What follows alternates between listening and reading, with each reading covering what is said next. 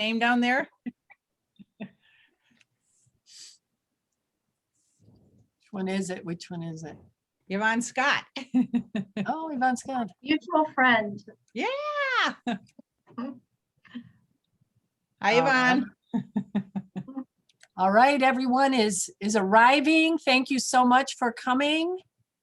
We're going to get started in about, 60 seconds. So say hello to all your friends. Hello, friends. Hello, friends. All right, great. Let's get going. So I want to welcome everyone to this evening's Tech Talk. Really looking forward to this discussion from these, leaders, women leaders, and their perspectives on the myths and truths post-pandemic for women in tech. So that's going to be great. My name is Lori Swanson. I am part of the programming team, director of programming at Hub88/1871. And if you did not see the post, the official dotted line was signed this week between 1871 and Hub88. And that is why I'm actually leading and kicking everything off today, because the board of directors from both places are meeting at the same time. Oh. So I get the pleasure and privilege of welcoming you all. As far as any sort of updates, what I can tell you is with the signing, what we're still doing, there's integration going on between programs and processes and, basically just the, dotting the I's and crossing the T's about what the go forward will look like. And we are, as a reminder, we do not do a Tech Talk in July because we like to have rest and fun with our families. So we will not be here in July, but we are preparing as normal a really exciting talk in August. The date for that will be Wednesday, same time, 5 to 6:30, August 10th. And we have a group of wonderful panelists who will be talking about tech and impacting human action. So, very intriguing. I can't wait to learn more and hear more. So I welcome all of you and hope you will join us soon. We do not have the event listed on the website. We're still gathering the panelists' bios and things like that. But as soon as we do, it'll be up there, and then you can go ahead and tell all your friends and sign up for yourselves. And without further ado, I would like to kick off this June Tech Talk with an introduction of our moderator, Susan Davis Ali. So Susan is the CEO of Leadership1 with an emphasis on the her. I like to say, because it matches my company name, Inspire Tech, emphasis on the her. And she works with companies coaching their mid-career women in tech around career advancement. And she also calls herself a data nerd. She's the type of person that will read voraciously, gather sort of all the info about a certain topic, and then she's your go-to person because she can gel it down into a cliff note and kind of give you what you need to go to a meeting and be informed and impress, especially as a woman in tech advancing your career. It's good to know the numbers. It's good to know the trends. And so it would be good to have Susan in your corner helping you to learn and express all of that. So thank you, Susan, so much. Yeah. I turn it over to you now. Thanks, Lori. Thanks everyone who is joining us today. Hopefully we've got some amazing women technologists, some male allies. I'm excited when we get to the Q&A part to hear from all of you. We are going to start by letting our panelists introduce themselves. I got an opportunity to meet these amazing women last week. I didn't know them before that, and I know I will learn so much today. So I'm honored to be the moderator, but thrilled to have the panelists. So we're going to turn over the panelists. Let's start with Kim, and go ahead and introduce yourself. Sure, thanks, Susan. Can you hear me okay? Yeah. Perfect. So hi, everybody. My name is Kim Fahey. I am the EVP and CIO at Collegius Education. And here at Collegius, we provide technology-enabled services for colleges and universities. And so what I was sharing with Susan and some of the women when we first met is it's been a very, very interesting year for us with the pandemic and the changes within higher education and how technology has really helped enable schools and differentiated them during this difficult time. So it's my job's been very interesting over the past year, and I'm thrilled to be here. So thank you. Thanks, Kim. Anna, you want to go next? My name is Anna Sharoni. It's a pleasure to be here today. And I've been in cybersecurity over 30 years, on the higher end of that number. I started out with the punch cards and the mainframes, and the only person you worried about was your systems programmers and maybe fraud from one of your employees. But it's been a great journey for me. Right now, I work for Fortium Partners. I'm a partner. I do virtual, fractional, and interim CISO work for mid-sized companies, just to help them protect their assets, because they're so heavily attacked today, and their budgets are even more tighter, and their resources are more less than any other companies I've worked for. So trying to find that balance it's an interesting journey, and I'm really happy to be here today. Thanks, Anna. Donna. Hi, everyone. Donna Gallagher here. And like Anna, I'm a virtual Chief Information Security Officer, and I started my company in 2018. Same kind of market, small, medium businesses, and maybe even some project or staff augmentation to some larger enterprises. And before that, I held senior level positions in IT and service delivery and security and data privacy with Wipro, SunGard, First Advantage, Incom, and RGP. And really looking forward to meeting these exciting women. And we did get a really good kickoff call last week, where I can just see lifelong friendships forming here. Thank you, Donna. Michelle.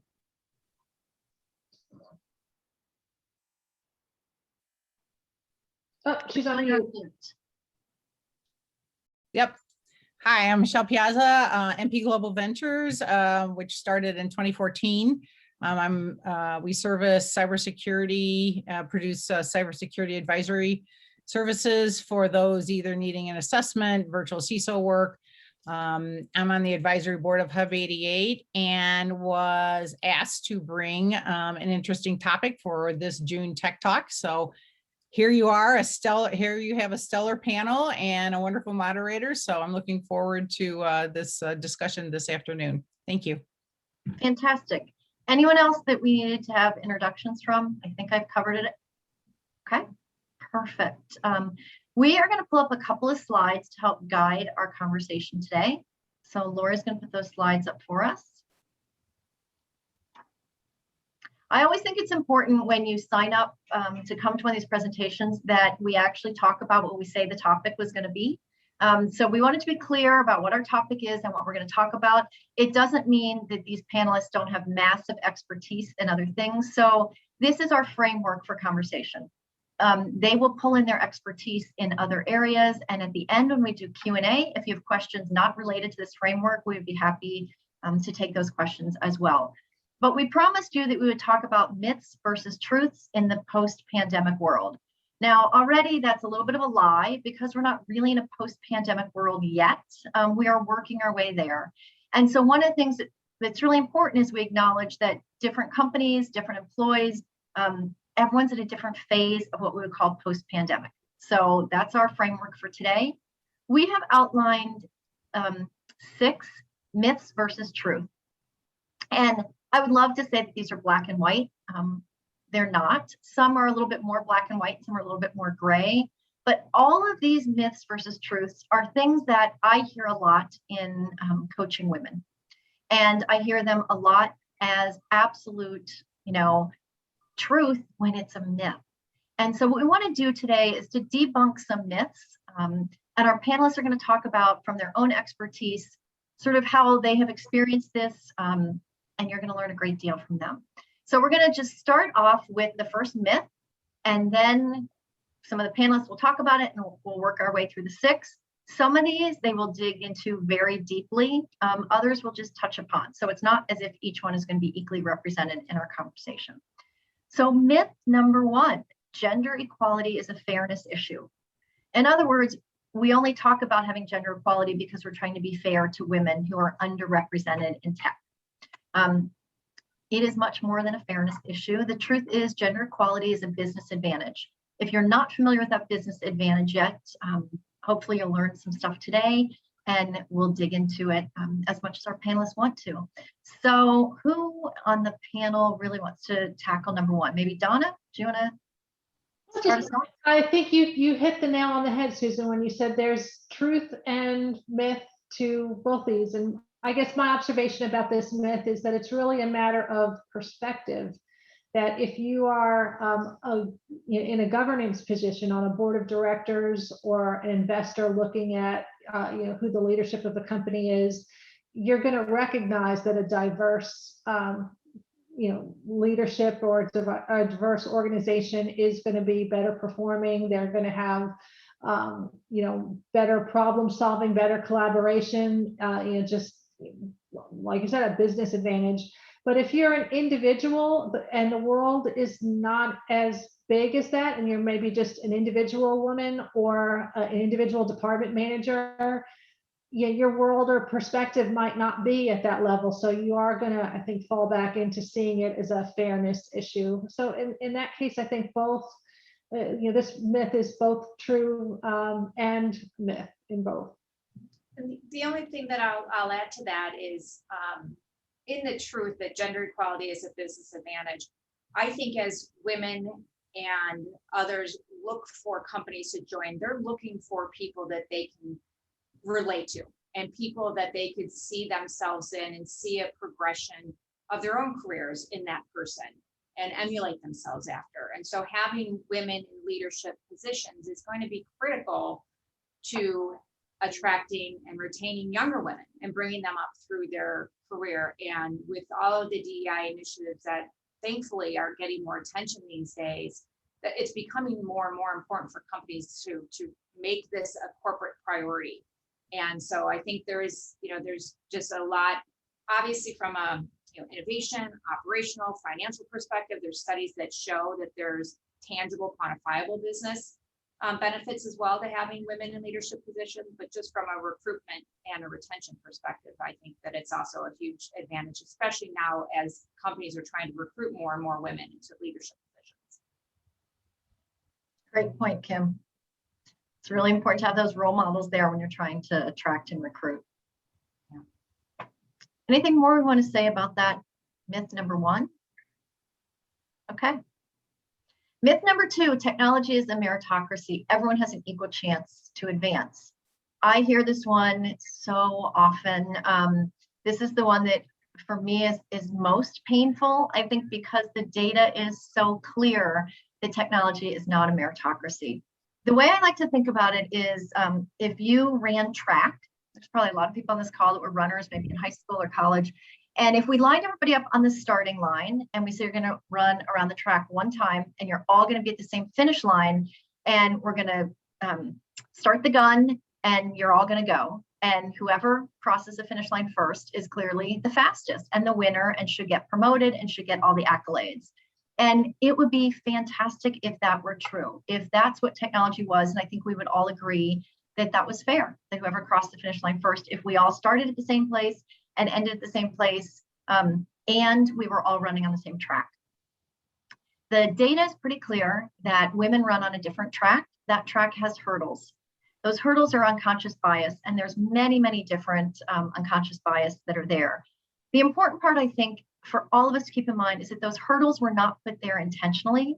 By and large, it is unintended hurdles that got placed there. So, there's always that one bad manager, but that's the one bad apple, right? Men didn't put the hurdles there intentionally, and often men can't see them because they are running the track without the hurdles. So the important part, I think, in this discussion around sort of the truth part is that the data is pretty clear that there are some hurdles. It does not mean every woman faces every hurdle. but it certainly means that the hurdles are there. And the data would tell us that those hurdles are there at every single level. So you can start to track from entry to mid to senior to executive level. There are hurdles at each of those opportunities. So we're going to turn over to our panelists. I think we're going to start with Kim on this one and maybe talk about the hurdles that you faced and any advice you can give to women who face those hurdles, how to navigate them more effectively. So I'm going to share an analogy that many of you, I'm sure, have heard before, but I find it so relatable, and it's about professional dancers. And the analogy is that women professional dancers do everything that men do, but they're doing it in 4-inch heels. And it's so true when you watch it. And some of them even do more than the male dancers do. And that's, to me, that's what it's about, is there's these, nobody intentionally put that obstacle in the way of these dancers, but it's there and it's an expectation, and you're just expected to rise above and do more and do it with this additional challenge that you have. And so I'll share, Michelle and I were in another conversation, and as part of that, we did a test on unconscious bias. And as a female leader and being around a lot of really strong female role models, I thought for sure I had no unconscious bias about women in technology leadership roles. And when I took the test, and a lot of people believe in the results and some don't, but when I took the test, it was very eye-opening to me that I myself had an unconscious bias of women in leadership positions. And it was very eye-opening to me and created a new level of awareness. And it made me look at even my team. And of the 8 direct reports I have 1 female VP. And I'd like to think that my unconscious bias didn't impact that, but I've really had to take a hard look at myself as well. And then bring that level of awareness to my other leaders so that they can become self-aware of what might be influencing their decisions and where they focus their energy and who they give opportunities to and why they give them those opportunities. And if they're recruiting for a certain position, are they unconsciously looking closer at a man versus a woman, and especially in the security space? And Anna and Don, I'm sure, can attest to this. When you think of a chief information security officer, a lot of people will think out of the gate that it's a man. There's men that fill those positions for, and they certainly do. So it's just sharing, I guess, a personal experience that I had. Even everybody has them. That's not just men, it's women that have grown up as strong professional women and have achieved a certain level of success. And until we create this level of awareness for everybody, it's really hard to overcome it. So that's kind of my experience there. Kim, I love that you brought that up because it's such an important point, is that you're talking the likability penalties. That's one of these hurdles. The likability penalty says that we like men who get promoted and advanced. So we continue to think that they're a very likable leader. And the we is both men and women. And so there's this positive correlation between likability and men's advancement. And there's a negative correlation for women. So we like women less when they are promoted and advanced in leadership. And the we, again, is men and women. So it's a really important point. I always say this isn't us versus them. This is like all of us have this unconscious bias. And so I love that you shared that personal story. Donna or Anna, what do you want to say about this myth number 2? I'd like to see the thing that comes to mind when I think about one of the specific biases or hurdles was just being able to bond with your team, like at a lunch or a coffee meeting. And I just think about my early days. I mean, I graduated as an electrical engineer, and I was the only woman electrical engineer in the company. And as a 22-year-old, the guys didn't want to take me out after work with them. They wanted to go pick up chicks, want to pick up women, right? So if they brought one along, I was going to be, a dead weight on their efforts to pick up women. And then as I got older, it was just harder for men to say, well, maybe they're married now, so they didn't want to invite me out to an after work for drinks or for anything because of what that message might send, or that people might talk or gossip. But at the same time, you still need to kind of build those relationships. So what I found is, you have to maybe be the person to get the group together and make it obvious that this is a group thing. It's not a a one-on-one. It's not a sexual harassment or kind of thing that you could you're not crossing any lines, to make it clear of what it is. But just I think also maybe some men were just is intimidated, or maybe throughout their life they weren't able to relate to women as easy, so they just stuck with who they're more comfortable with, so they stuck with their buddies. And I think that plays in some of it, but it ends up manifesting of there's no mixing, there's no opportunity to really get to know somebody at a personal level, and it maintains that isolation that I think I felt early in my career. So Donnie, you've nicely identified the hurdle that the data would call the affinity bias.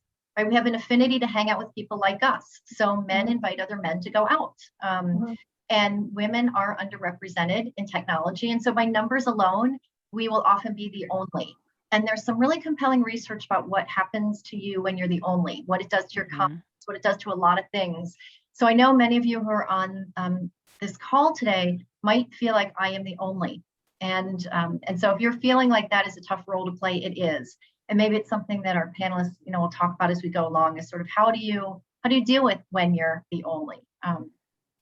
And I had that very early in my career, because in cybersecurity back then it was just called security, and in many companies it was an admin position. It was an intro to advancing into programming.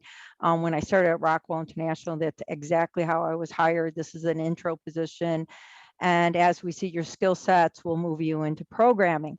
Didn't realize the career was going to grow so rapidly and so effectively. But the problem is when we would go to security conferences, there was only 2 or 3 women.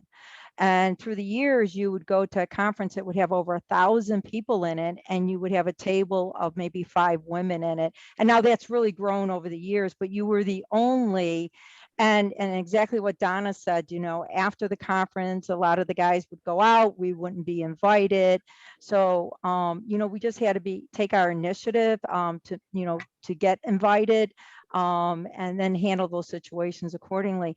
But I also really like what Kimberly said. We have to check ourselves first sometimes, right? And we have to be honest with ourselves. If there's a situation that we're in, what have we done to create that situation, and what can we do to fix that situation? And sometimes we have to surrender and just say, okay, this situation isn't going to change. I've checked myself. I've looked at what I can do to, modify that situation.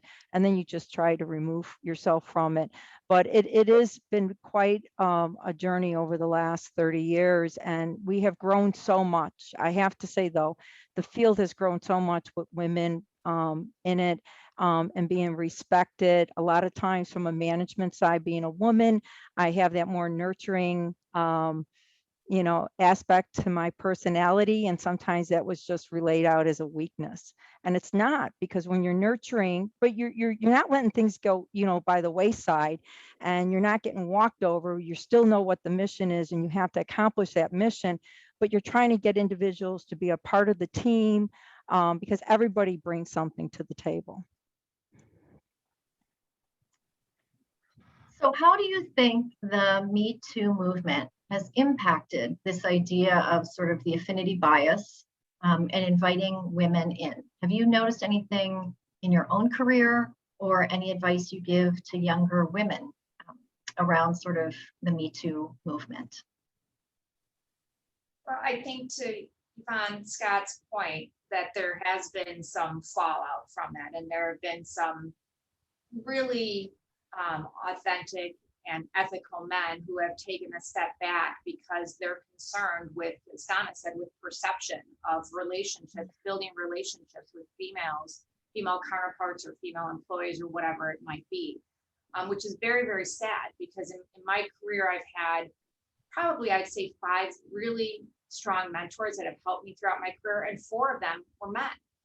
And I worry that I think younger women need to have a diverse base of mentors. They can't all be women. They shouldn't all be women. There needs to be men.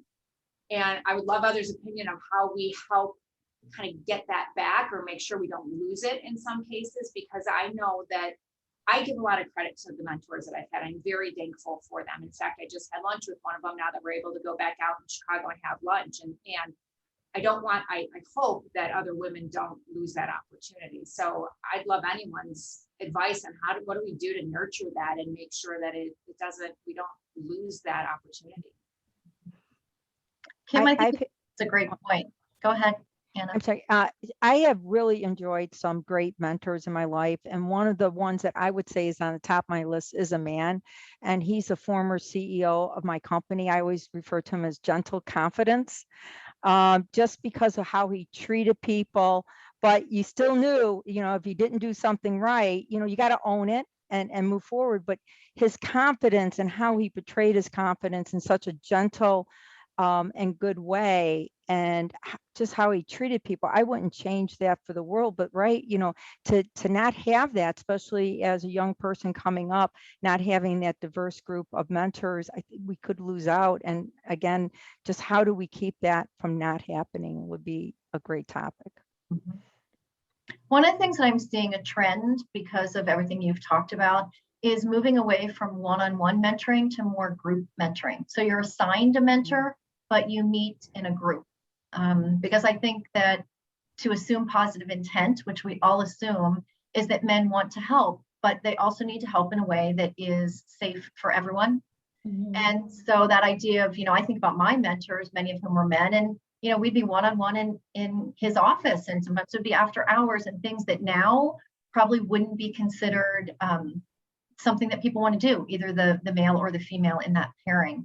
So we can't lose the mentoring piece. To Kim's point, diversity of your mentors is really important. So I've seen companies do things that just create more sort of safe space mentoring. You might be paired one-on-one, during COVID, you were mentoring via Zoom. So that's an opportunity, right? We don't have to be, even if we are in the same office, we can do it by Zoom, or we can get a couple of pairs of people all together. So if we're going to go out and do something social, just to have, more people there, so it's not the one-on-one. And I think that's the important part. We just can't lose men in the game as being mentors. It's a really important piece. It does get to be tricky when it's critical, though, because you do need to, be able to call out the truth. If you're being mentored or, you're trying to correct someone, it was got to be behavior based. And I found that has happened, unfortunately, sometimes where people criticize, your personality, or they use superlatives like always and never, rather than being specific and nipping things in the bud. So you don't necessarily want to be called out in front of everybody, but you do want to have constructive feedback and feel good after a mentoring session. And I don't think that companies invest in that type of leadership training enough. At least some of I work with some fantastic companies, but I wish I would have seen some more of that in my career. I don't think all of them really did, and I'd like to see more companies invest in that leadership training. I agree, Donna. The mentors that I've had were never formally assigned through my company or company program. They were informal relationships, or a manager who I viewed as a mentor. But you're right, and the problem is it is an investment for these companies, and we even here at Collegius, we've had a lot of false starts, really great intentions to build mentorship programs, but they're hard to keep going, but they're so important. I wish we'd see more of it. And sometimes you want to select your own mentor because, and it doesn't necessarily have to always be your job, right? There's different types of mentoring. One of the things that I always learned in my career is when I saw someone behaving in such a manner and I went, oh, I want to adapt that behavior. I want to speak like that person because I'm so impressed by them because of how they treat people or how they handled a very difficult conversation. I would reach out to them and ask them in a private moment, would they mind being my mentor? And here's the reasons why. And of course, some people just don't have time, and we understand that. But they always say, well, why would you want me to be my mentor? Because I said, I have learned so much from you already. And I would provide examples, and that really helps with that. But it's not the formal mentoring, but it's just sometimes when you find people who have inspired you just to be able to have those one-on-one conversations really has helped me grow in the past. You know how Lori said I'm the data nerd? I'm going to prove Lori right. So everything you say, I'm like, yes. And then I want to sort of tell what the reference is that validates all your personal experience, which is 100% right. So I just want to, I want to share this book called The Sponsor Effect, because this really changed the way I coach women. So mentors and sponsors, and we're going to lump all that together for now. It could be another discussion another day. So the difference, but these are people who help you. And let's just talk about that for now, whether they're a mentor or a sponsor, it's people who help you. And a lot of times, especially if you're a young woman on this call or a younger woman in your career, you feel like that is a burden to someone, right? So I'm not going to ask someone to be a mentor or sponsor because it's a burden to them. And I'm the only one receiving anything good from that, right? So we don't ask. So Sylvia Hewlett, who, if you don't know her name, she's just absolutely brilliant and writes a bunch of stuff about leadership. She came out with this book very recently called The Sponsor Effect. And I just want to read you a couple of data points from the inside part. So anyone who has ever felt bad about asking for someone to be a mentor or sponsor, you will never feel bad again. According to new research from economist and thought leader Sylvia Ann Hewlett, senior executives who sponsor rising talent are 53% more likely to be promoted themselves than those who don't. So if you are asking a senior leader to mentor or sponsor you, you are giving a gift to them. They are 53% more likely to be promoted themselves than those who don't sponsor. So we now have hard data to say it really is a two-way street. And so for anyone who's feeling like you shouldn't ask, hopefully now you feel totally like you're giving a gift to someone else when you ask them to mentor or sponsor you. I agree with that 100%. Anytime I have an opportunity to mentor or be mentored, both, I walk away fulfilled. And I know the people who have helped me through my life have walked away fulfilled, because it keeps us from stepping on some landmines that one of us have stepped on. And anytime you can help anyone from doing that, it's a great accomplishment. But it always makes you feel good on both sides. Yep. Let's move on to myth number 3. We will reach gender equality when we get more women into the pipeline, right? We just have to get more women into STEM. And absolutely positively, our goal should always be to get more women into STEM. I'm sure all of you know that we hit a high point of 35% of computer science graduates were women a long time ago, and that number has been on the decline.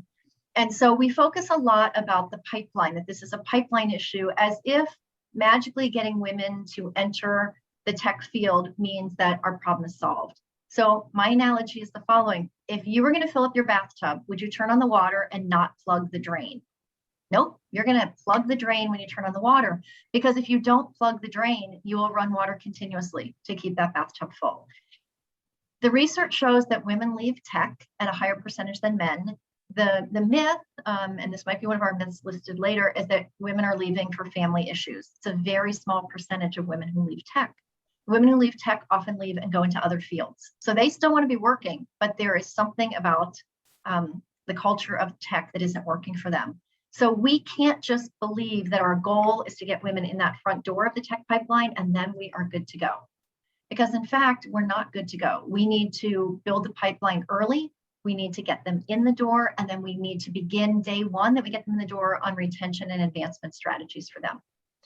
So I'm going to turn this one over to, I think, Donna, to kick us off with sort of what have you seen about how we get more young girls interested in STEM, and then what have you seen once we get people in the door, and what can we do to help keep them? Well, I think it's a matter of the retention. Like I said, I think that the pipeline is already there of women who are interested in STEM, and there's some great programs that just weren't around when I was a kid. Like I see these little robotics competitions, and they've got little hacking competitions in cybersecurity. And if I had something like that, I would really have been energized at an early age for it. But like I said, women are leaving, and I think we're starting to uncover some of the reasons why that is. And yeah, I think a lot of it is the stuff that we've talked about already, the unconscious bias of why does this have to be so much harder for me when I can be doing something else and have just a fulfilling life and career. We have to figure out what those things are. The sponsorship, I think, is a big part of it.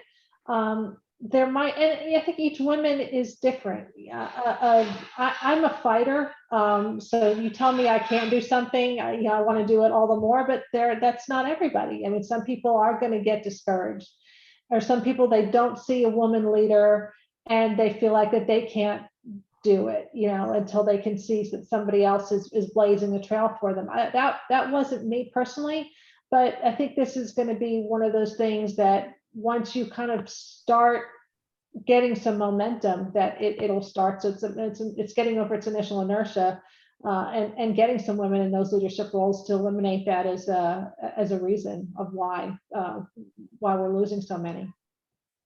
And the sad thing is that as women progress in their career, the more valuable they are to all of us as technicians and as leaders. But we all have networks, and we see a lot more female friendly industries and career paths out there. And nowadays, having a tech background, whether it's in marketing or somewhere else, is a big differentiator. So they see opportunities, and they actually are differentiated in that other industry, but fit better in there.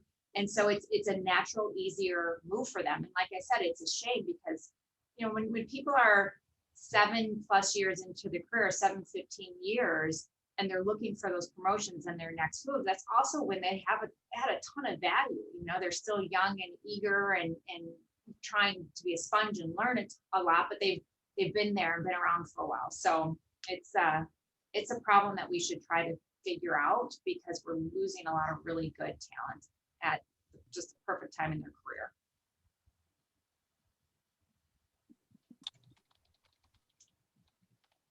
Anything more about myth number 3? Okay, Lori's going to give us the next slide for myth 4, 5, and 6. Hopefully. I There we believe in go. Lori. Okay. So myth number 4, special programs designed for women create an unfair advantage for women. Truth, women don't want an unfair advantage. They just don't want an unfair disadvantage. So I'm going to give you another analogy, which makes it seem like I'm quite the sports girl, because I talked about track and I'm going to talk about golf, and really I'm not all that sporty. But I've worked in male settings forever, and in male settings, you learn to use sports analogies. So here's my one to really kind of explain this. A lot of times, because what I do is I do special programs for women, right? I work with companies and we run a special program for their mid-career women. And sometimes the pushback that we get from really awesome, well-intentioned men is, well, that creates an unfair advantage for women. Where's the program for men? The way that they see it is, if you've ever golfed, you know that there are male tees and female tees, right? The tee box. And so men have to hit the ball further on the same hole, and women get an advantage, right? Because their tee box is closer to the hole.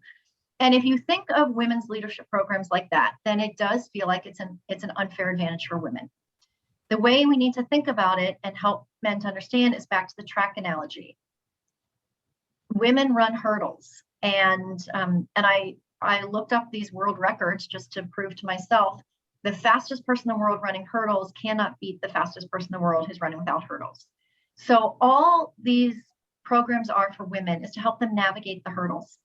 In the ideal world that we're all going to strive really hard to get to is where there are no hurdles, right? Where all the hurdles are taken down. But in the meantime, when there are special programs for any underrepresented minority in tech, it is to help them navigate hurdles. It is not an unfair advantage. It is trying to deal with the unfair disadvantage that they have. So I'm curious to know if you have ever participated in special programs for women, special interest groups for women, and if you've ever received any coaching that encouraged you to not participate in those, because I've heard that a lot from women, that my mentors have said, you just want to be seen as an employee, not a female employee. But again, if you're running hurdles and no one else is, why don't we want to help you navigate those hurdles? So on this one, we're going to start with Anna. So, the hurdles, I love that analogy. And when you spoke of it last week, I have shared that several times already. And because, when you have these hurdles, you're either going around them, over them, or through them, right? And those are things that you have to, build different skill sets to do that. And many times in my career, there's that bias, and that's one of the hurdles, right? They assume that because of the way I manage myself and my team, that I was a weak leader. And really I was a strong leader because I was nurturing, but at the same time, if bad behavior was happening, that was addressed privately and respectfully. And because I always learned, most people, if they're not behaving appropriately, it's sometimes they can't see it themselves, right? But a lot of times that one hurdle I always had was with the way my personality was and the way it was perceived. The other things I had to work with is stay later, show up earlier, to show that I'm invested in my career and the missions that we were working at the time. And there's times I, didn't go to sleep for 3 days because of a system issue and stuff like that. But, that was kind of going over the hurdle or through it. And I was constantly trying to prove my value. So I was always invited back to the table. But there are times that individuals have their bias and they don't invite you back to the table, and it's nothing that you've done after you check yourself. And it's difficult. And until you had that analogy last week, I really didn't understand some of the things I was facing through my career until I just realized they were hurdles and I had to figure out how to go over them, through them, or around them. And I've never not been told to go to any event that was or for women. Men go to their events too, they get their groups together and they go, and I find them to be very nurturing. And I really never had anyone ever tell me not to do that. That it could be career ending, or it could be misconceived and why I was doing that. I just find anytime you can find a nurturing group to help you grow as an individual, it's always positive. And it could be a mixed group, and it could just be a woman's group that you want to chat and have that conversation. Yeah, I have kind of another sort of sports analogy that, from my past experience. So I used to be on the swim team in high school, and we used to have to wear pantyhose when we were swimming because it would increase the drag through the water, right? So we talk about swimming with your pantyhose on, being it's much harder for to swim through but if you can build up your muscles and stuff by having that increased drag, when you finally have to actually perform and you can take those pantyhose off and just swim with your bathing suit on, you're off like a rocket. So it's I think that's one of the things we're trying to reach with women. Like you said, it's instead of hurdles, swimming with your pantyhose on is getting good at those things that are holding you back, so when you're put on an equal playing field that you can really excel. In terms of the special programs, just for me, I was always worried about further isolating myself. So if I were to join a women's group, it would be kind of a secret thing that nobody else, but it's not something that I would like spread around. And a lot of ones that I went to, they weren't the most positive environments. It was just like a big complainer session. So I stayed away from a lot of those women's groups for a long time. And to my detriment, I think they would have been a lot more helpful. I think I just maybe hit some of the wrong ones. But I think we do need to be a little bit more specific on what the hurdles are, what that drag is down. And I think one of the ones that I've observed is just women holding each other back, or taking on too much and wanting to take on too much control. I've seen lots of women maybe not delegate like they're supposed to. So when you're a leader, you need to delegate your work out, and you need to allow people to fail or to grow. And I've either seen women that have taken on too much because they want to make sure the job is done right, and then they never get promoted because they keep on turning out quality work and they never complain about it. Or like I said, they just get the reward and the satisfaction out of being the queen bee, where everything has to go through in the controller. And those women are not going to rise to the top, because you do have to eventually learn to delegate and gain success by making your team productive. And that's a skill that can be taught. So that's, I think, something specific. I will say throughout my career, we never really, in the companies I was a part of, we never really had special programs that were specifically for women. But honestly, if we did, I'm not sure that I would have joined them. And I think part of it is, and this isn't a right or wrong answer, I don't think, is because I was constantly surrounded by men in technology that I tried more to just be one of the guys. And again, I feel I still was true to myself because I grew up with 2 older brothers. I played sports, and so it was natural for me. And I had a lot of friends that were guys, and so it was natural for me to just try to fit in. And it wasn't even consciously sometimes, right? It's just what I grew up with. And so I think it's unfortunate that some women, Don, like you said, would shy away, or Anna would shy away from these programs because they would feel further isolated, or somebody in a decision-making position, and maybe even more so a man or a woman, would look at you differently. And so I hope that younger women don't do that and they take advantage of it. But I fear that that some of what I felt and some of how I behaved is still prevalent out there, and we need people to stay true to themselves and stay authentic, but not be afraid to take advantage of what's there to help them in their careers. Donna, you're absolutely right. There were groups that I didn't go to because it was just a complaint session and they're not productive. And then you just, like in any conversation that's not a productive conversation, you remove yourselves from that. But in the same breath, like you got women in cybersecurity, and there's males in there too, right? It's just not women. But when it's a productive group who are there to help individuals grow or to help them address current issues that they're facing in a constructive way, that's really good. But you're right, at the beginning, in my younger years, there were some ones I just went, this, I don't want to be a part of this, and not to them. I just excuse myself respectfully from that, because negativity really doesn't really help you grow. Understanding the situation and how to handle a situation and how to advance through that is what makes individuals grow. But you're absolutely right. I did go through a few of those too. Yep. One of the most special programs designed for women that you all are probably familiar with is the Grace Hopper Celebration.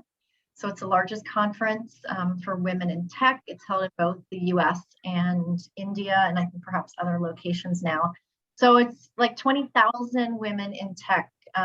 If you ever want to give a challenge to one of your male allies, invite them to go to the Grace Hopper Celebration. It's the idea of being an only, when you see about 5 to 10% of that conference being men, that's their opportunity to be like, wow, this is what it feels like all the time to sort of be in the minority, because it's very hard for men in tech to understand what that would feel like. So it's a total immersion experience for men.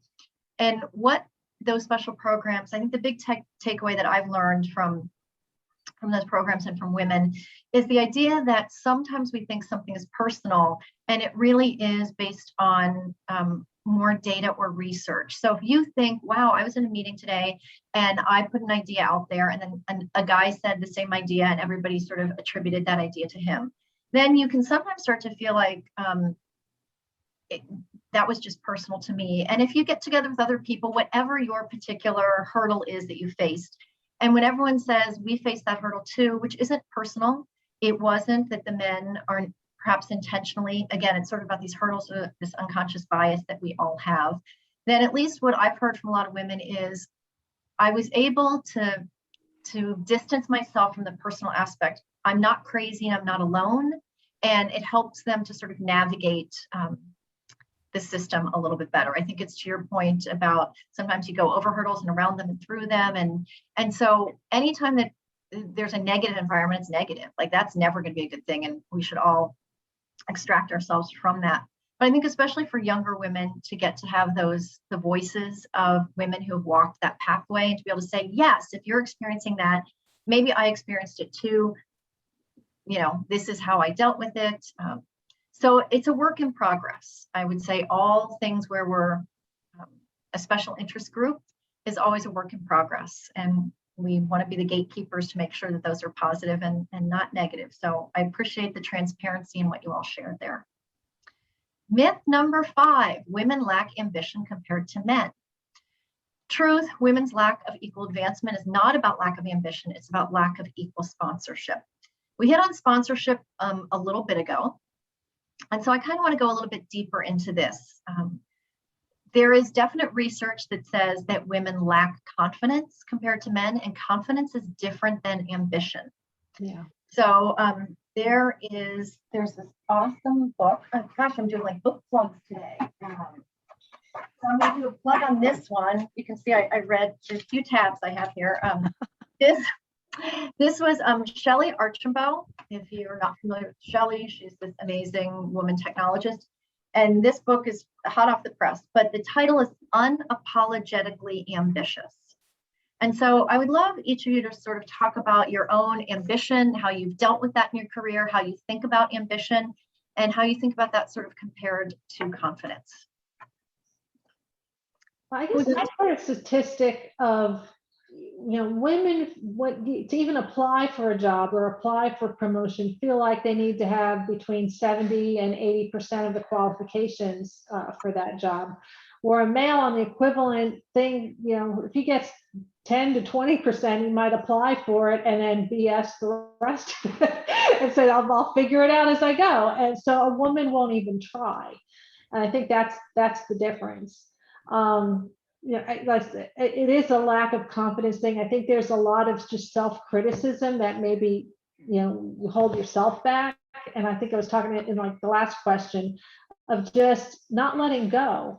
If you want to excel and raise, and rise up to an organization, then you've got to get other people to perform, for your team and highlight and make, build a more of an environment for other people to grow rather than yourself. And that's how they lift you up.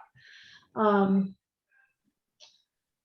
to think of other differences between men and women. And I think a woman is maybe sometimes less likely to say no or to set boundaries. I know that that's something that I, in my later years when I was still working in the corporate world, started doing.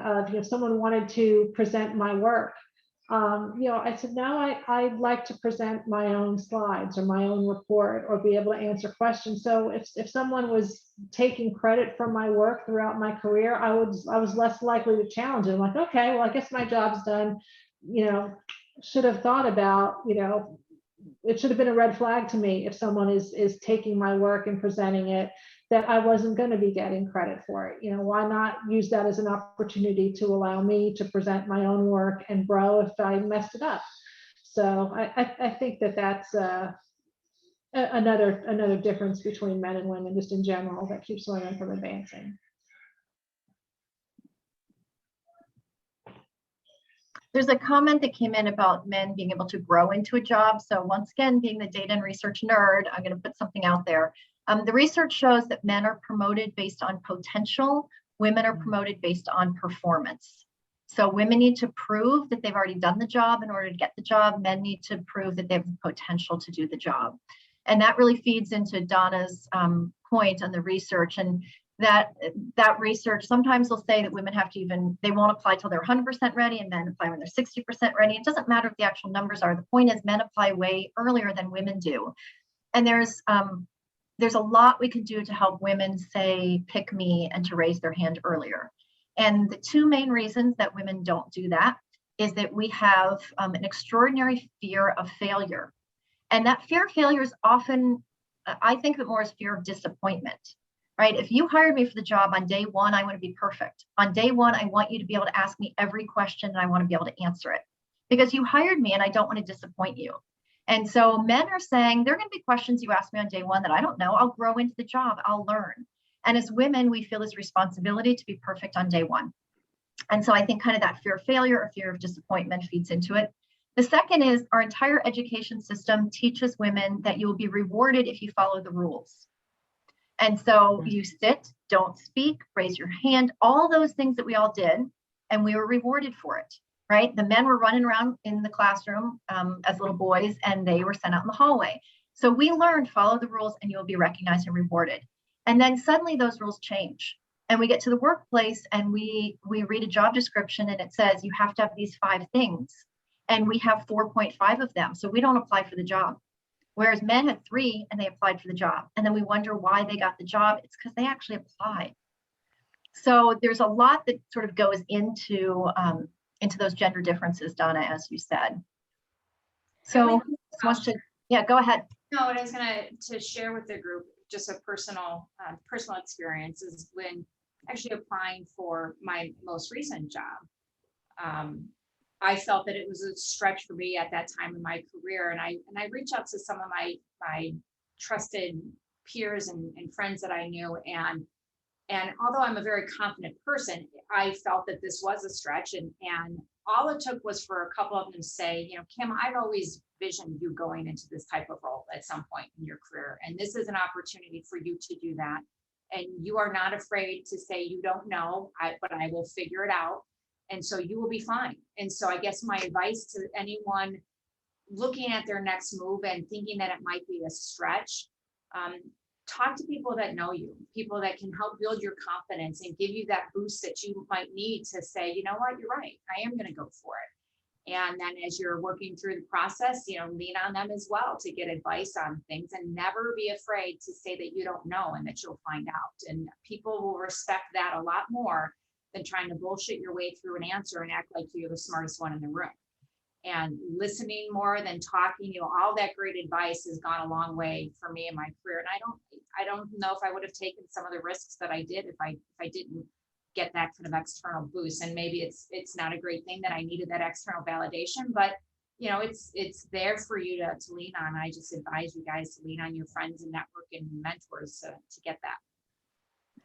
Yeah, I have to add to that. When I was very young in my career, I was giving presentations, and there's always people who want to stump you. And we all know in IT, you can't know it all, right? Everybody has expertise in certain parts of IT and cybersecurity and stuff. But there's always people in there that just wanted to, stump you on a question. And I would get real nervous from that. And I had a very dear friend says, Anna, saying you don't know and you'll get back to them is an answer too. And that really changed from because I almost stopped doing presentations because it wasn't done in a way that I thought was respectful. It was really done just to stump, the speaker. They just didn't do it to me, but they did to a lot of individuals. And just saying, I don't know is okay. And then make sure you do the follow-up. That's really, really important. But this reminds me of a famous quote is success is going from one failure to the next without the loss of enthusiasm. Winston Churchill. And because we do make mistakes and we do have failures, but as long as we can dust ourselves off and correct whatever the issues are and move on and learn from them, you're successful. But you're absolutely right. A lot of times I didn't do things because I was afraid of the failure. I didn't go for that advancement because I didn't think I was ready. And just like what Kimberly shared, you go to individuals to help you build your confidence, because you can have confidence and then someone can really take it away from you quickly, especially, when you're younger in your career. Yep. And you haven't learned those hurdles yet and why they're being, you have to jump through them. Yep.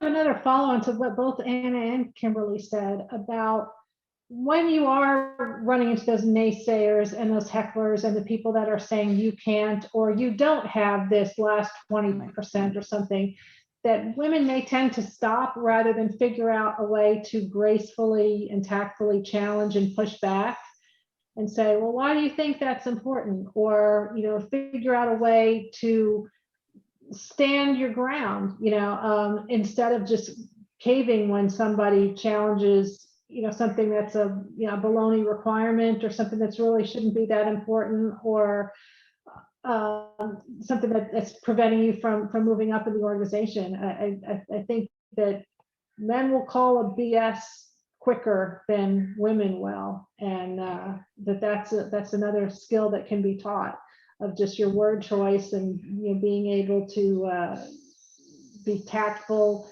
in your choice of words and trying to lead people in the direction you're trying to get them to go, in a softer way than a direct, head-on challenge, which can, alienate you. Great advice, Donna. Let's move on to our last myth, myth number 6. This one is certainly a very gray area and great for discussion. So the work from home aspect of COVID was positive for all working women because it gave them great flexibility. The interesting part about that myth is that if you look at the research, the number one quality that women want in a job is flexibility. So there is that piece that suddenly felt like, well, women are getting everything they always wanted. We just perhaps didn't want it layered with the global pandemic and everything that came with that. So it doesn't mean that women don't want flexibility. We do know that younger men in the workforce are starting to want what used to be considered what women want. And I see this as incredibly positive, because now that we have a generation of people who want something, it's not seen as what women want. So if the best and brightest employees who happen to be men want flexibility and we want to hire them, then we as a company have to create a culture of flexibility. So I see that as nothing but positive, that we're sort of seeing this blending of what younger generation, both male and female employees want, which is a lot more flexibility. Flexibility is sometimes heard as I want to work less. And we all know that doesn't mean that. In fact, people are working more than they ever did now that they're working from home. People are so worried that people won't think they're working, that we're working more than ever. And when we were all in the same work office, we spent some time chit-chatting in the hallway. There were moments of sort of not intensely working, just you on your laptop, and a lot of that is gone. So there is this, the truth that women want flexibility, but that flexibility doesn't mean I want to be homeschooling my kids at the same time or sitting at home where I never intended to have a home office. So I'm using my ironing board as a desk. It didn't mean any of that. And there's data that comes out every day. Lori sent us a great link today on more data around this. But the truth is that the pandemic has disproportionately impacted women. And in that group of women, disproportionately impacted women of color and senior women, the very women Kimberly just talked about, like become more valuable as you rise up the ranks. So senior women, women of color, especially being disproportionately impacted by what's going on with the work from home, the pandemic. And so the research now will say that if this continues on this pathway, that we will take 5 year steps backwards in the gender equality and gender diversity numbers. We can't afford to do that. We know that gender diversity brings such awesome things to companies, and to imagine taking 5 years of steps backwards is so painful. So I'm going to open up to the panel. I'm going to start with Kim on this one. Talk to us about work from home, what you're seeing. Go right ahead. Yeah, this is a really, really hot topic right now for us as a company, because we are a tech-based company, and when we help schools go online, both from running the university as well as educating their students. And so, but we also have a culture. We have a very strong culture, but we built that culture in person. And so there's a big push that in order to retain that culture, that we have to be back in front of each other. And so we're having a lot of debate, and I know we'll figure it out. We'll stumble and we'll stub our toe, and hopefully we won't lose too many good people. But it is funny how much in the conversation it has been around. It's women that are asking for this flexibility. It's because they want to be able to take care of their kids at home, or because they don't have childcare. And I'm kind of beyond that part of my life, but the women that work for me that still have younger kids, they did not want to work from home and have to homeschool their kids and have the majority of the parental responsibilities at home when their spouses typically didn't. So this myth that COVID was positive for working women is such a joke, because they became so stressed out, and a lot of them had to leave their jobs so that they could run their families, because they couldn't do it both and do both. And fortunately, I'm starting to hear of more women coming back, which is great, but a lot of women left. And that's to your point, Susan, that it's going to take time to build that back up, unfortunately. And I hope that we all, I mean, the market, one great thing is the market is super hot for technology right now. And it's very hard to find good, talented people. And so hopefully women will start to see that there's great opportunity, and schools will be back, and healthcare or childcare will be back, and they'll come back in. But it's just a shame that the flexibility demand has been attributed to women, because that is not the case at all. So I'm hoping that companies, and like you said, people are being more vocal about it, which is great. And they're seeing that it's young men, young women, older men, older women, everywhere. As long as they feel they can do their jobs productively, they don't think it will hurt company culture. They want to be able to work where they want, when they want. And that's really hard for organizations to manage. But if you don't figure out some blend, you're going to have challenges, and it will, I think, adversely impact women more, unfortunately. Thanks. Donna or Anna, what are you seeing? Go ahead, Donna. I've worked from home for a long time now, and just in general, it took me a long time to figure out the discipline, which I still kind of struggle with sometimes, of just, you know, when you can just go to work in your pajamas, you know, roll out of bed and start working, and then, you know, you're working in your pajamas until 10 o'clock at night, you know, there's not a division from one day to another. I mean, I don't think everybody else went through that, but with COVID, you couldn't tell the difference between a weekday and a weekend, and it was just very hard to build that discipline in. And it was just a skill, again, I think, that you have to learn, of how do I allocate my time? You know, how do I block off my calendar so that this is work time, this is exercise time, this is family time, this is, for me, this is lead generation or marketing time, or this is my writing time or reading, or whatever you have to do to get your job done. So I think that compounded with, again, the isolation of, you know, you are away from your peers, and I think women do tend to, you know, need that social, you know, collaboration. Yeah, and what am I trying to say? That the validation, maybe more, and to not have that, or to have to, you know, to pull that from somewhere else over a Zoom call was just hard.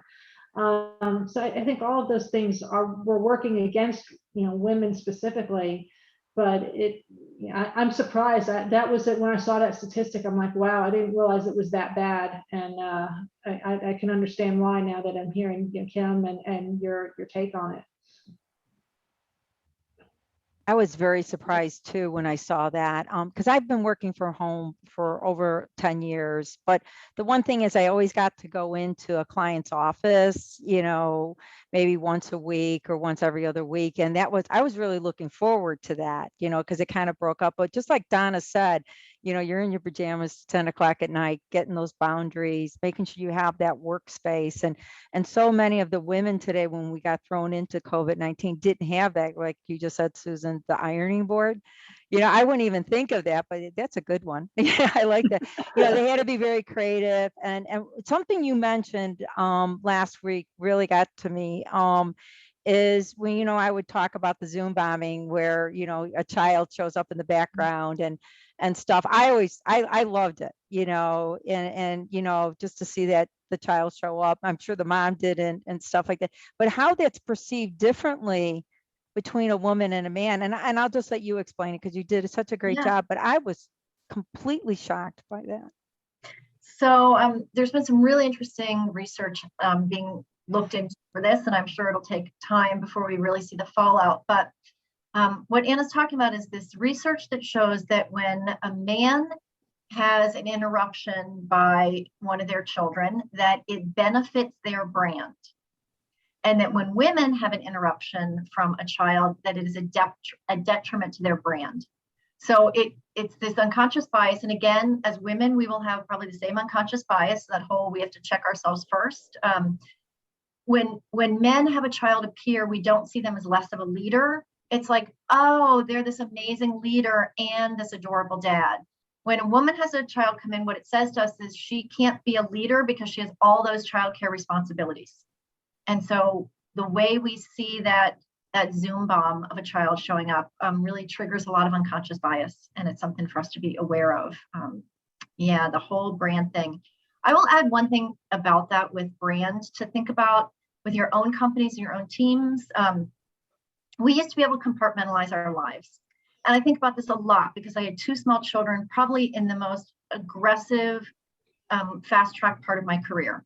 And I could show up at work in my business suit, because that's what we wore at the time. And you did not see the chaos of what it took for me to get there, right? You did not see my morning and getting those kids to daycare and anything that entailed, because I could compartmentalize that. Suddenly, I cannot imagine how I could have been on a career fast track if you had seen that. It's a little bit like the Wizard of Oz, Great and Powerful Oz, and then you pull back the curtain. And what has happened with moving to this work from home is we've pulled back the curtain on people's lives. Right. And we didn't give people a lot of warning about that. And so when someone's on a Zoom call and you see their beautiful office behind them, which I see with a lot of men, I'm like, woo, you got a gorgeous home, right? And then I do work with women who I see a shower curtain in the background because the only place they have privacy is in the bathroom. They literally are in the bathroom to take a call. And that triggers, again, all sorts of unconscious bias about what we see. And it's something to think about with our brand. I could create my brand at work because you didn't see what was behind the curtain in the craziness of my life. But now women can't compartmentalize anymore, and that's impacting the brand that we're able to show up with at work. So something to definitely think about. We've hit that magical quarter after mark where we're supposed to turn it over for questions. So our panel is here to answer questions about what we've already talked about, or any questions that you want to ask them.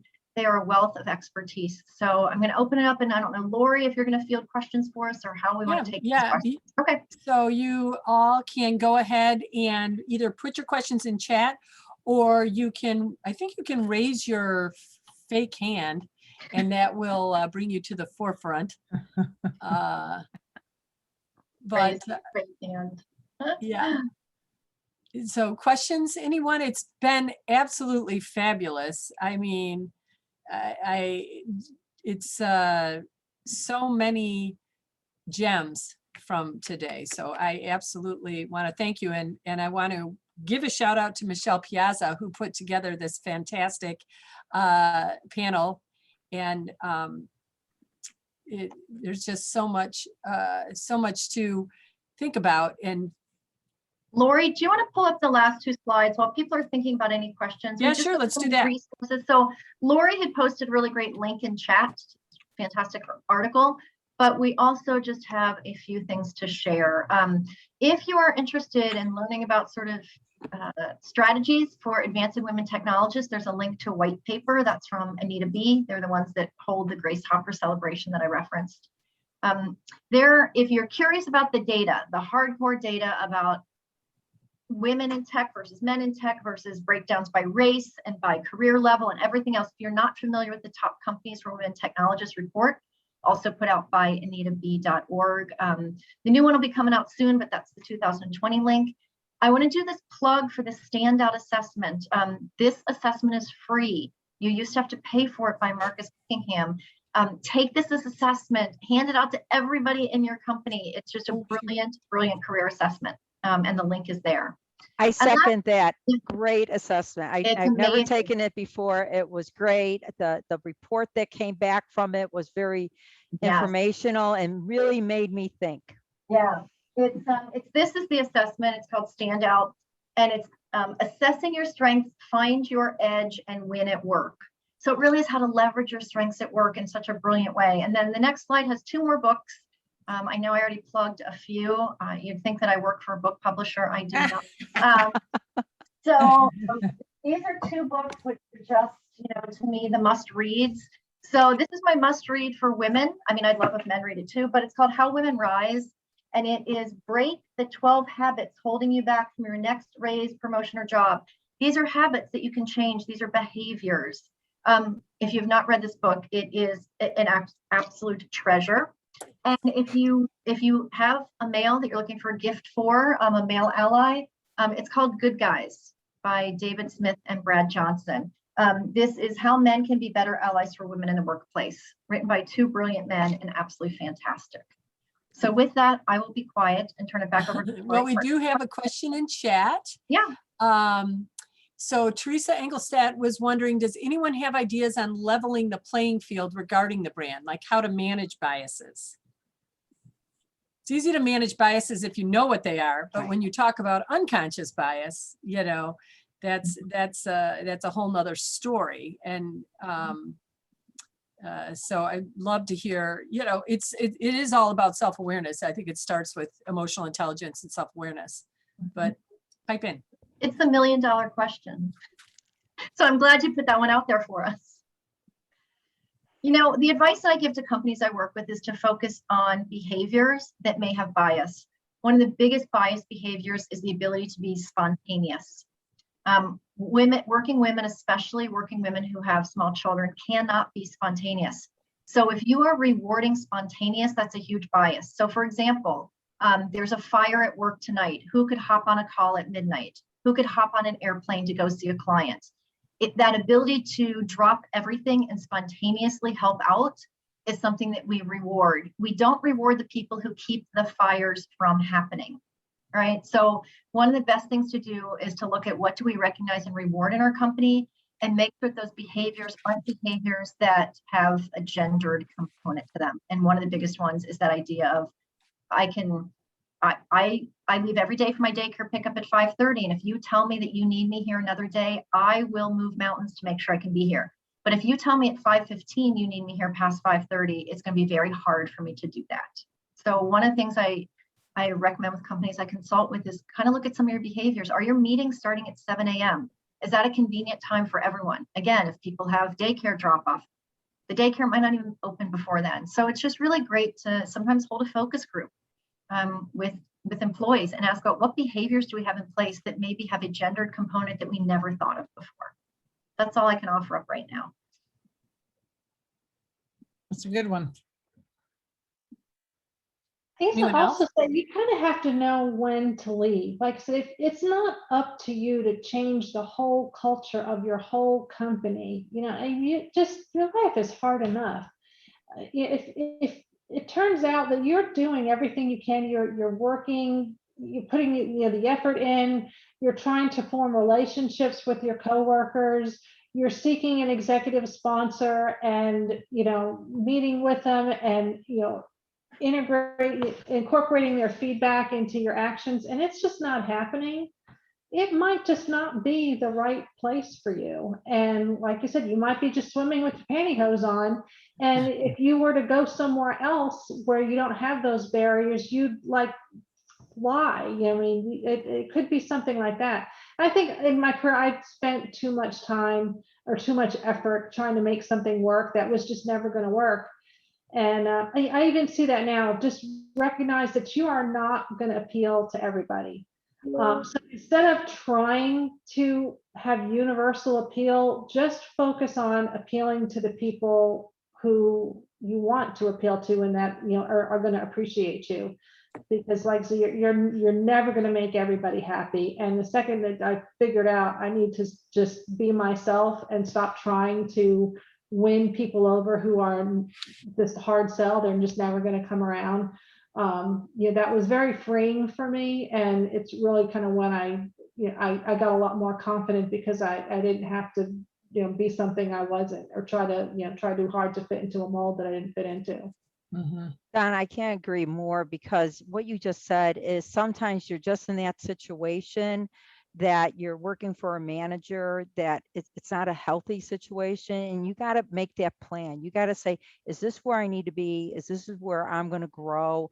And make those hard decisions. So there's a book, since we're talking about books, and I don't know if you can see this, but Who Moved My Cheese? I'm sure most of us have all read that book. Mm-hmm. So sometimes you might want to move your own cheese, and other times somebody will move it for you. And sometimes some changes in life, as scary as they are, happen to be the best changes you've ever made. And you're right, there's just some situations you're in that you're just never going to be successful because of the individuals that you're working for or the team that you're on. And because I've seen many a times where people have moved from one team to the next, and they would be considered someone that wasn't a good employee, and they get moved and they're a rock star. So, that's just things to consider. Laura, any other questions that came in on chat? that we No, I missed? don't see any other questions. So anyone else want to ask a question? Please unmute yourself. Otherwise, wait, Nancy Fallon Hewell, we women use our culture knowledge to examine the culture to determine if we should leave. So tell me more, Nancy. I was commenting on, sort of reverse you're hoping to impose good culture on the company. Right.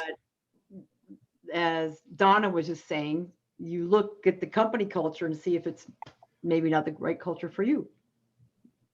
Absolutely. And I have a quick humorous story. This is to Susan's point, I think, where she said, you get to the office and looking all great and they have no idea what it took to get there. I once, when my child was 3 or 4 months old, left my house in a suit with lifted up, and I had my baby on the boob breastfeeding. As I was running out the door, I slammed the glass door behind me and the screen door was still shut. So I was stuck between the screen door and the glass door. Out in the driveway was my nanny in the car trying to drive me to the train station.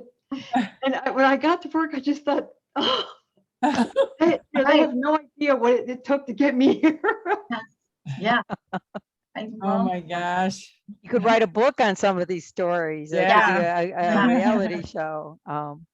Nancy, I like the point you said about sort of loyalty, because back to this book that I'm plugging as if I am the author, which I am not, that's one of the 12 habits. So one of the 12 habits is that women are overly loyal.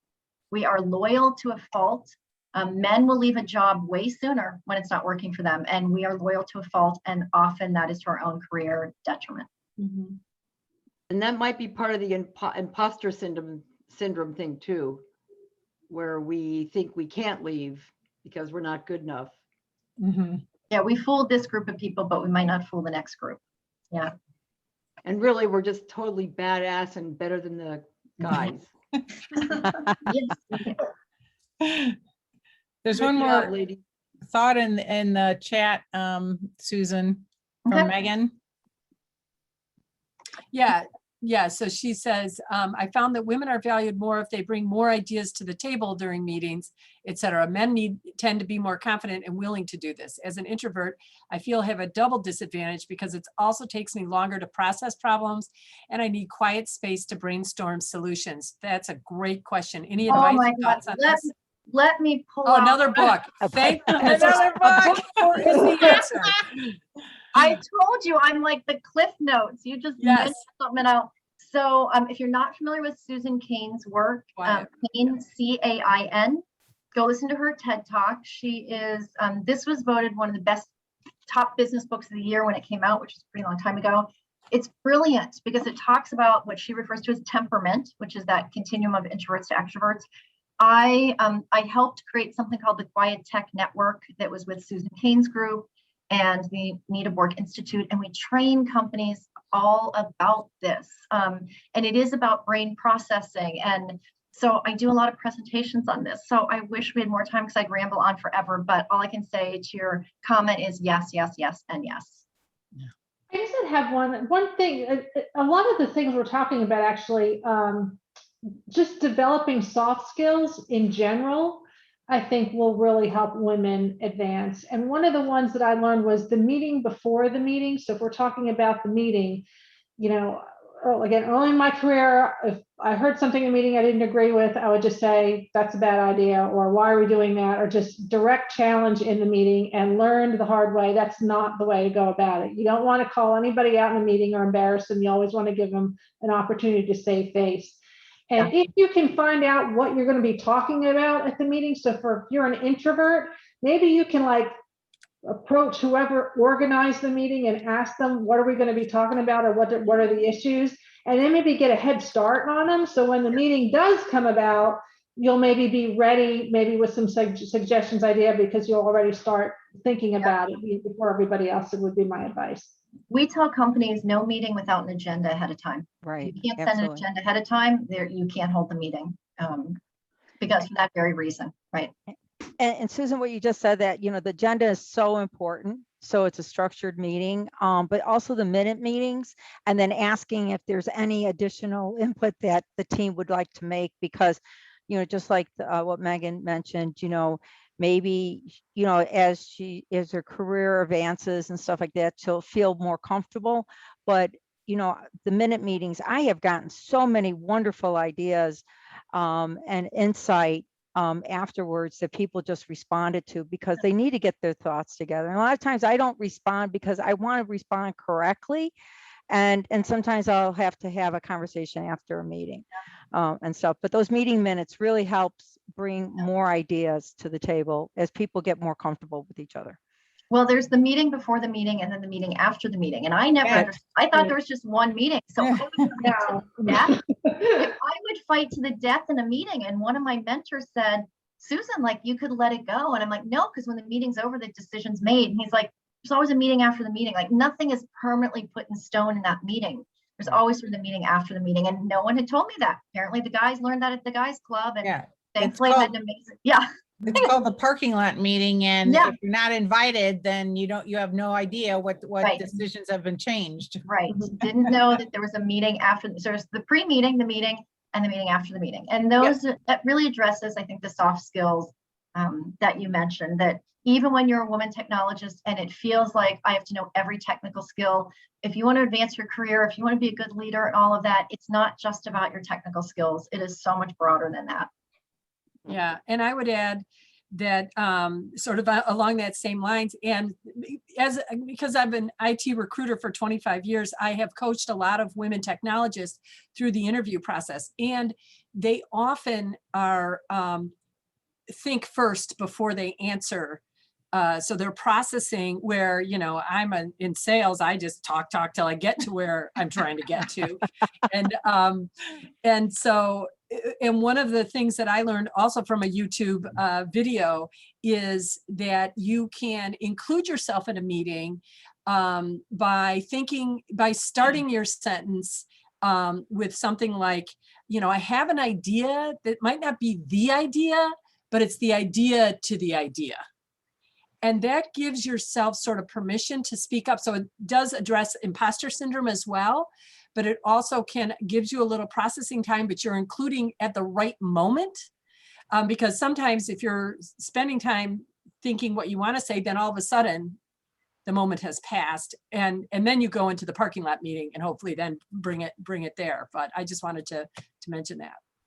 So there's one thing I want to add, and this is a mistake I made many a times early in my career, was I would talk Klingon to senior management, and that does not work. So one of the things is that working in the technical field, you also have to learn how to talk plain language to senior management, and never ever use the word dumbing it down. I hate that term. It actually upsets me when I hear that. I said, you know, senior management, you know, if a CPA is talking to me about finance, I'm lost, right? But hopefully, you know, my tax accountant, he can talk to me in layman's terms, that kind of thing. And it's the same thing for us. We have to be able to talk in non-technical terms, which I call the Klingon terms, to senior management to make sure they understand what the risk is, what the solutions we're recommending, and how that's going to make the business stronger. And there's other things you need to think about, but always remember that. That's great. Great. Let's see. And then we have another comment from Nancy. Heads up that even in volunteer work, men will take your ideas and claim them as their own, or not acknowledge that it was your idea. It's up to the higher level leadership, up to higher up leadership team. I thought I was shielded from idea stealing, but not working in corporate America, but still occurs outside of corporate America. Yeah, I think, you know, Totally. yeah, I think it does. Yeah, I do a lot of Not volunteer at work. Hub88. It's another group. A whole nother organization. Yeah. Yeah. So I've done a lot of work for nonprofits. I actually had a nonprofit called Wounded Heroes, not Wounded Soldiers, or but Wounded Heroes. And I worked with the heroes coming home from Afghanistan and Iraq, and just help provide support for the family. The other thing is, there are people who will steal your ideas, but there's also, remember, no good deed will ever go unpunished, right? So the thing is, again, that's another hurdle. How do you manage that to keep and staying true to yourself or who you are is just something you have to pivot around. And it could be challenging at times, and take deep breaths. That's right. That's right. So Susan or anyone on the panel, any other last words of wisdom to support women advancing, elevating? I just want to thank the women who came today to listen in, any male allies who came too, and I want to thank the panelists, Anna and Donna and Kim. I learned so much from you. I get to do this as my day job every day, focus on women's leadership. So thank you for including me. It's what I love doing. I know the rest of you have full-time day jobs of being really smart, technical women. And so thanks for carving out this time. And I think that's it. I think we're going to wrap up, and thank you to Hub88 for hosting this. And feel free to put your email into chat, and I'll let us sit for another 60 seconds if you care to share. I love that Donna did that. Thank you, Donna. And thanks for the links. I know that I'm going to check out some of these that the others have put in there in the chat, of videos or books or whatever, just whatever you have on this subject to be helpful. You know, let's all help each other, pull each other up. Absolutely. America, you know, it's sort of like corporate culture's broken somewhat in some ways. And I think women can really be the impetus to change it for the better. One of the things I've always noticed is, so we always have a hand up because someone's helping us. We also have to have a hand here to help someone else up. And I always, think about that when we're helping, and, time is tight sometimes. It's just, you just have to make time to be there for others. Well said. All right. Well, I look forward to everyone having fun in July. And as we take July off, and see you again on August 10th for our next, Tech Talk, and more info to follow on 1871 and how that might shift and change some of the things going forward for even the better for all of us in this community. So thank you again for joining us tonight. Thank you. Bye-bye. Thanks so much. Thanks, everyone.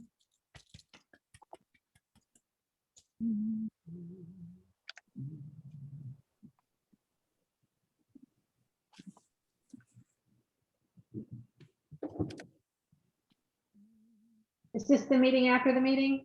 Oh, there a are we meeting after the staying? Are we meeting? staying? Okay. I think there should be a meeting after the meeting. We don't have to, but I love that. Yes. Thank you again for including me. Thank you so much. And please do keep in touch. I think you ladies are wonderful. And I Oh my gosh, just so much we can learn from each other. It's amazing. Hey, anytime we all want to get together, please let me know. I don't know that's if a we're good all idea. in the Chicago area. I'm in. I'll take the train down or drive down, and I'm in the suburbs, so I'm happy to go wherever. let's all get together, because you are all inspiring. Thank you so I'm much. going to invite you. There's a couple of virtual CISO groups that I'm involved in. Oh, So I didn't know there were virtual CISO groups. a Awesome. women's CISO group. So Michelle is in that one, but I didn't realize that I had invited you to that, but let me send you those two on Slack. They're one of my favorite groups to network with now. They really help each other. So Oh, I would love that. Thank you so much. Thank you're very you. welcome. All right. Have a good evening, ladies. Wonderful. Everyone You take too. care now. Bye-bye. Bye-bye.